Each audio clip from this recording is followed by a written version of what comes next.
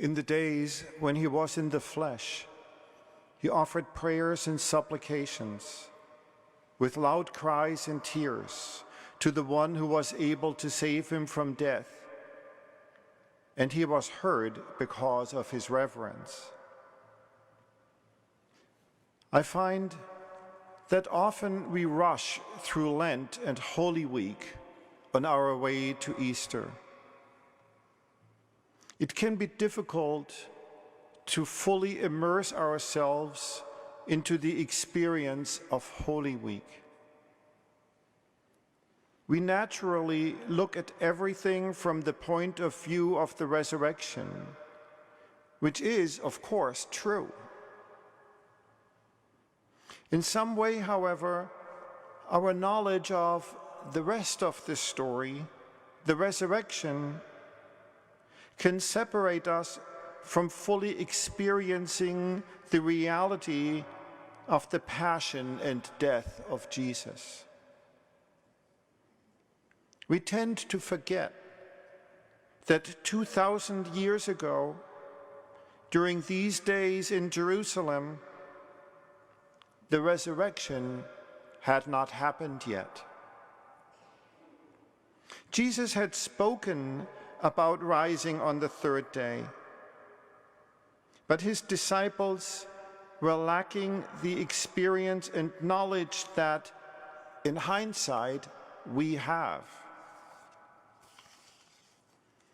When Jesus entered Jerusalem, when he celebrated the Passover meal with his disciples, and when he carried his cross to Golgotha, Jesus' mother, the disciples, and the other people around Jesus could not really comprehend why all this was happening.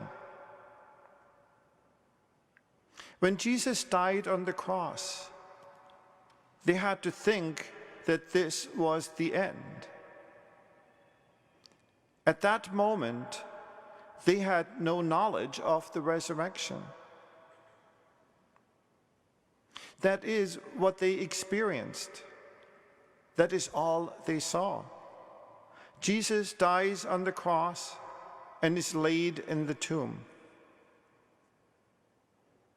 I would like to invite us all to stop there for a moment, at the very moment when Jesus commends his spirit into the hands of his Father and dies.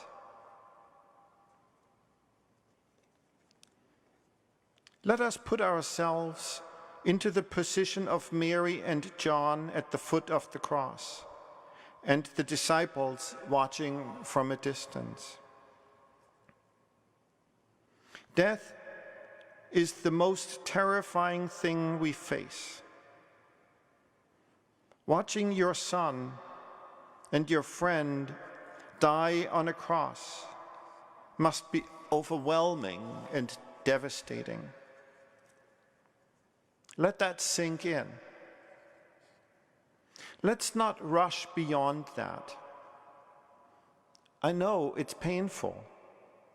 The experience of death is painful and terrifying. Last Friday was the 4th anniversary of my daughter Teresa's death. And tomorrow will be the anniversary of her funeral. I'm not saying this to ask for sympathy, but only as a point of reference. I know that many of you have experienced similar losses and can understand what a terrible and excruciating experience it is to lose a child, a sibling, a spouse, a parent, or another person we love.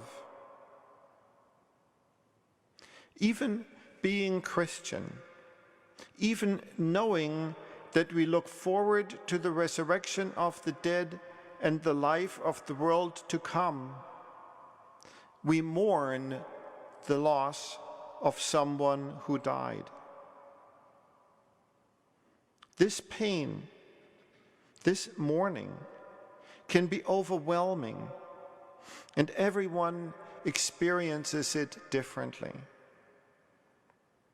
In my own experience, I have found comfort in knowing that Jesus wept at Lazarus' tomb. Jesus, who is the resurrection and the life, mourned the death of his friend.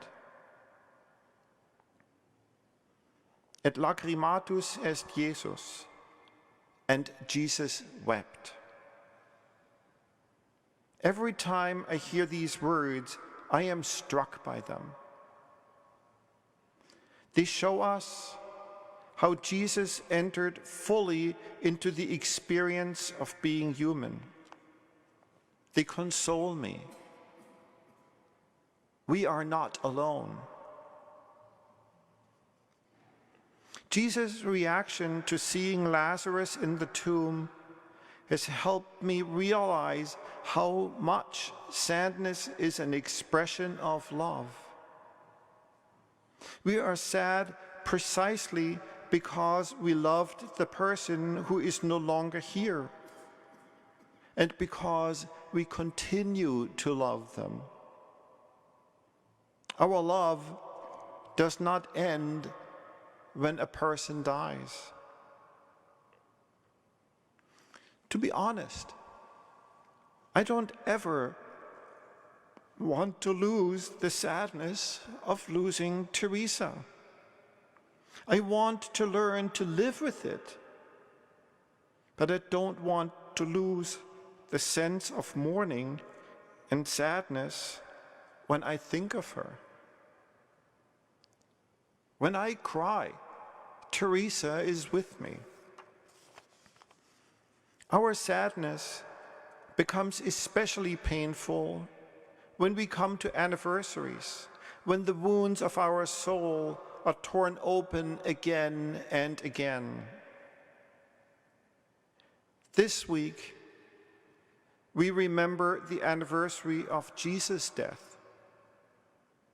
Like the death of a family member or friend, his death fills us with great sadness. When we cry, Jesus is with us. Jesus has shown us the way to the Father. We do indeed have a high priest who is able to sympathize with our weaknesses, one who has similarly been tested in every way, yet without sin. The way to the Father leads through the experience of death, that of Jesus and our own. There is no other path to the resurrection. In these remaining days of Lent and Holy Week, I invite us all to stop, to take the time to see the cross, and to visit Jesus at his tomb. Let us weep as Jesus wept, and allow ourselves to enter more deeply into the experience of these holy days.